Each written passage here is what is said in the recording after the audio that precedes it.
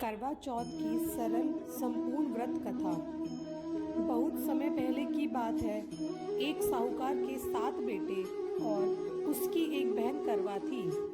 सभी सातों भाई अपनी बहन से बहुत प्यार करते थे, यहाँ तक कि वे पहले उसे खाना खिलाते और बाद में स्वयं खाते थे। एक बार उनकी बहन ससुराल से मायके आई हुई थी। शाम को भाई जब अपना व्यापार बंद कर आए तो देखा उनकी बहन बहुत व्याकुल थी।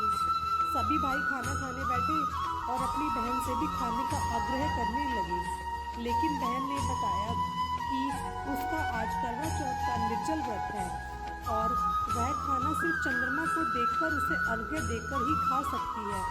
चूंकि चंद्रमा अभी तक नहीं निकला है, इसलिए वह भूख प्यास से व्याकुल हो उठी है। सबसे छोटे भाई को अपनी बहन की हालत देखी नहीं जाती और वह दूर पीपल के पेड़ पर एक दीपक जलाकर चलने की ओट में रख देता है। दूर से देखने पर वह ऐसा प्रतीत होता है कि जैसे चतुर्दशी का चंद्रमा उदित हो रहा हो।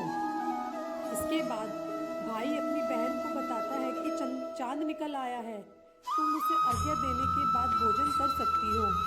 बहन खुशी के मारे सीढ़ियों पर चढ़कर चांद को देखती है, उसे अर्घ्य देकर खाना खाने बैठ जाती है।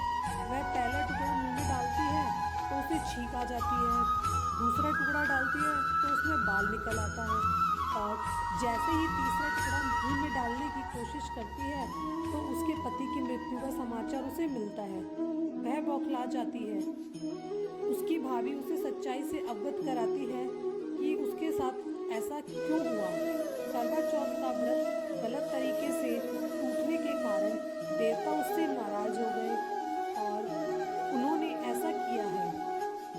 सच्चाई जानने के बाद करवा निश्चय करती है कि वह अपने पति का अंतिम संस्कार नहीं होने देगी और अपने सतीत्व से उन्हें पुनर्जीवन दिलाकर रहेगी। वह पूरे 1 साल तक अपने पति के शव के पास बैठी रहती है, उसकी देखभाल करती है। उसके ऊपर उगने वाली सुईनुमा घास को वह एकत्रित करती जाती है। 1 साल बाद फिर करवा चौथ का दिन आता है। उसकी सभी भाभियां करवा चौथ का व्रत रखती हैं। जब भाभियां उसे आशीर्वाद लेने आती हैं तो वह प्रत्येक भाभी से यम सुई ले लो, ये सुई दे दो, मुझे भी अपनी जैसी सुहागिन बना दो, ऐसा आग्रह करती है। लेकिन हर बार भाभी उसे अगली भाभी से आग्रह करने को कह चली जाती हैं। इस प्रकार जब छठे नंबर की भाभी आती है तो करवा उससे भी यही बात दोहराती है। यह भाभी उसे बताती है कि चूंकि सबसे छोटे भाई की वजह से उसका व्रत टूटा था, अतः उसकी पत्नी में ही शक्ति है कि वह तुम्हारे पति को दोबारा जीवित कर सकती है।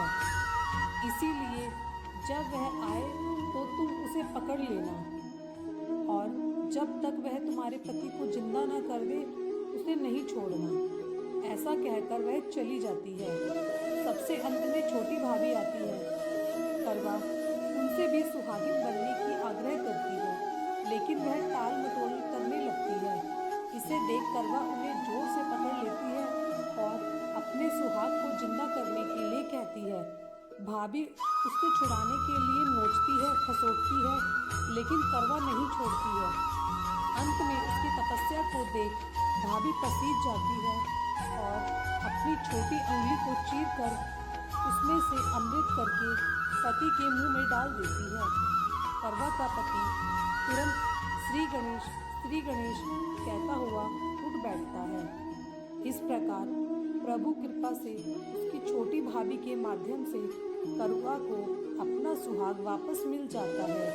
हे श्री गणेश, माँ गौरी, जिस प्रकार करवा को चिर सुहाग का वरदान आपसे मिला है, वैसे ही सब सुहागिनों को मिले।